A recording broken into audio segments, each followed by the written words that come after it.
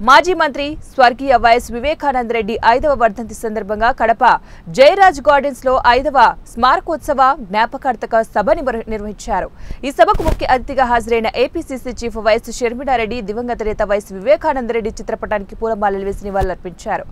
ఈ సందర్భంగా APCC chief YS Sharmila Reddy మాట్లాడుతూ అన్న అని పిలిపించుకున్నాడు అన్న వాడే హంతకులకు రక్షణగా ఉన్నాడని చెల్లమ్మ మీద ఎన్ని అభండాలు వేసినా తట్టుకున్నామన్నారు।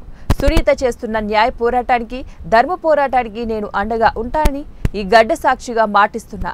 సునీత వెనుక నేనున్నానని హామీ ఇచ్చారు। ఇది ఆస్తి కోసం అంతస్తు కోసమో జరిగే పోరాటం కాదు, న్యాయం కోసం జరుగుతున్న పోరాటం అన్నారు। ప్రజలందరూ కూడా ఒక నిర్ణయం తీసుకోవాలని, హత్య రాజకీయాలకు చీకొట్టాలని పిలుపునిచ్చారు। హంతకుల పక్షాన నిలబడ్డ వారికి ఒక గుణపాఠం నేర్పించాలని, నిజం గెలవాలన్నారు। డాక్టర్ వైఎస్ రాజశేఖర రెడ్డి గారు ఎంతగానో ప్రేమించిన తమ్ముడు, అలాంటి ఆయన విషయంలోనే 5 సంవత్సరాలు గడిచినా కూడా న్యాయం జరగలేదు।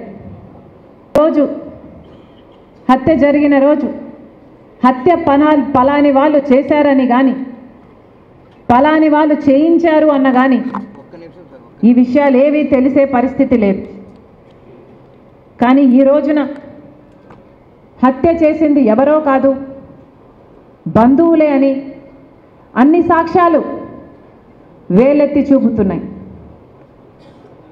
గూగుల్ మ్యాప్స్ అయితేనేమి, కాల్ రికార్డ్స్ అయితేనేమి, వాంగ్మూలాలు అయితేనేమి, ఇవన్నీ హత్య చేసిన వాళ్ళు వీళ్ళు అని వేలెత్తి చూపుతున్నా ఈ రోజుటి వరకు కూడా హత్య చేసిన వాళ్లకు, హత్య చేయించిన వాళ్లకు శిక్ష పడలేదు, కేసుకు కొలిక్కి రాలేదు, కేసు అసలు ముందడుగు వేయలేదు।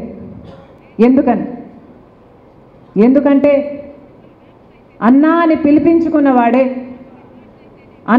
పిలిపించుకున్నవాడే ఈరోజు హంతకులకు రక్షణ కల్పిస్తున్నాడు। కాబట్టి ఈ రోజు వరకు కూడా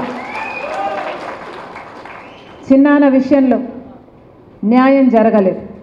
బాధితులు అన్న సానుభూతి లేకపోగా, బాధితులకు భరోసా ఇవ్వాలి అన్న ఆలోచన లేకపోగా,